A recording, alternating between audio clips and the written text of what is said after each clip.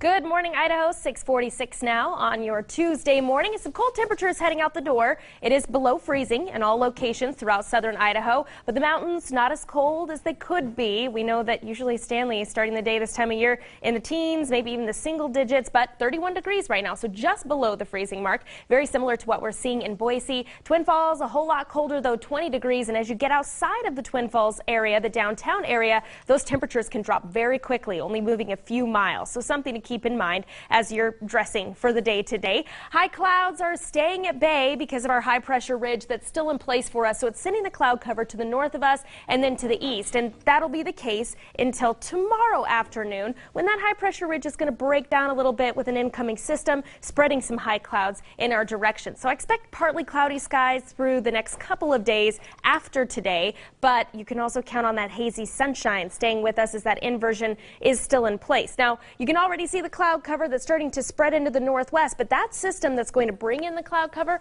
is headed to our north more than it'll head towards our direction. So we're not worried about this one. We're not even worried about this one. This one is headed towards the California coast. So maybe some rain, San Francisco southward. Not worried about it affecting any travel across the west, really. Rain shouldn't really cause a problem. Maybe some fog in San Francisco, but that's typical for this time of year in that area. What we are watching out for is a new system that is heading in from the Aleutian Islands. That'll be in our direction as we head into the beginning of next week, and that could bring us some snowfall here to the valley floor. So if you're not returning from your Thanksgiving holiday until the beginning of next week, that might be a system that you want to watch out for, especially on those passes. I'll keep a close eye on it for you. Here's a look at your Treasure Valley forecast for today. Mid to upper 40s, not all that bad. This is above average for this time of year, but imagine if we didn't have the inversion in place, how much warmer we would get, with McCall getting up to 50 as a high yesterday. Magic Valley right around the 50-degree mark for highs, and heading up into the west central Boise Mountains. Really a nice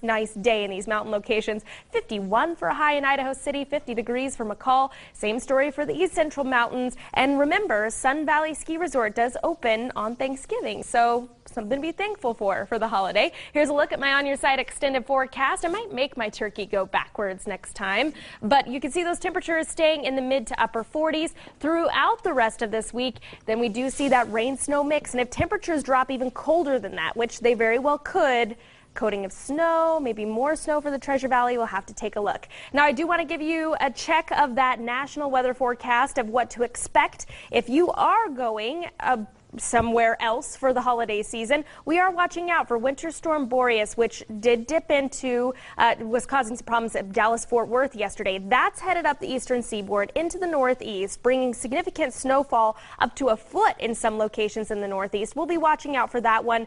Definitely going to see some travel delays. Wednesday, it should be over by Wednesday night.